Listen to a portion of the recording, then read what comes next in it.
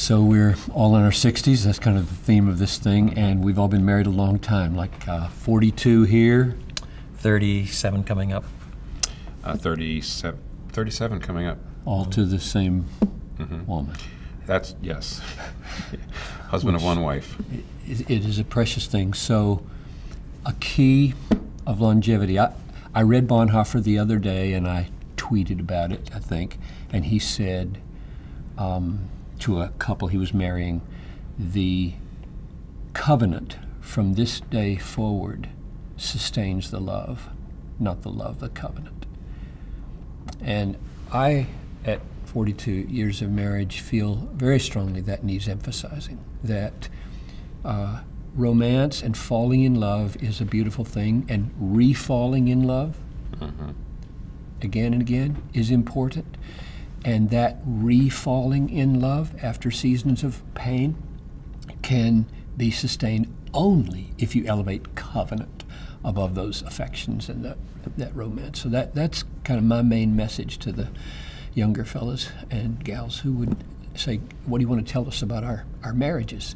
And I would want to say, you have covenanted, and God has created, God has united this, and you have covenanted. That covenant exists. It exists. Your affections, they exist and then they don't exist. You get angry and then you don't get angry. You feel so mad, you'd wonder, where did all that affection go? And that can be reborn because there's this massive platform. In popular terms, I heard that on British TV when I was doing doctoral studies in the early 70s. There was this old man who was being interviewed who had been married for something like 60 years or 65 years, and his wife was there with him, and the interviewer was saying, during all this time, haven't you ever considered divorce? And he bristled. Divorce? Divorce? Never, never. Murder often, divorce never. Now, obviously you can make that sound ridiculous, but he's got a point. It does have a point. It does have a point. I agree. You know, Lewis Smedes wrote an article called "The Power of Promising" in Christianity Today back in the '80s, and he was already up there in age. And he was talking about his marriage promise, and he said, "My wife has been married to 5 men. Every one of them has been me."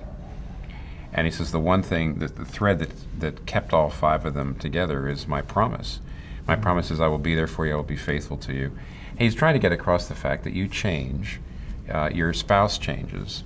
And it reminds me a little bit of Stanley Hauerwas, who says you always marry the wrong person, which means even if you think you're marrying the right person, marriage is such a big deal that once you actually get together, you start to change each other. And so the basis of your marriage can't be the feeling, and the basis of your marriage can't even be we're just kindred spirits, because your spirits will go in and out of being kindred. The thing that keeps it is the promise. I made a promise. I've made an appointment with you in the future to be your husband every year. I think you're absolutely right. It's a covenant. Yeah, and we've got to go because each of us has things to do here. But I would just underline, if that sounds too duty-oriented for people, that's the ground in which the flower grows. That's the ground in which, because if you're in a season right now where the flower is wilted, and you think the solution is to pull the plant up, that's not the solution. The ground of covenant, the ground of promise, the ground of no divorce, maybe murder, but no that's the ground where it can reflourish, and it does. I just testify from 42 years that falling in love with my wife again and again is a very beautiful thing. And ideally, that is nurtured, at least in part, by grounding marriage itself in Scripture in a big framework. Yep. We're made by God and for God. This is His design, not my design. There is a huge typology between husband and wife and Christ and the church. We're saying something about Christ and the church by the way we act. So, in other words, the renewal of the covenant is not merely, I use merely advisedly, an act of will. It is itself grounded in what the new covenant is about, and what the gospel is about, and who God is, and so on as well. We are testifying by our perseverance in covenant keeping something about Christ covenant and the keeping. church That's right. in covenant with each other. That's And exactly we lie right. about Christ, and we lie about what the church is obliged to do if we Yeah, I leave think her. that's right. If you talk any We're more done. about marriage, I'm going to cry.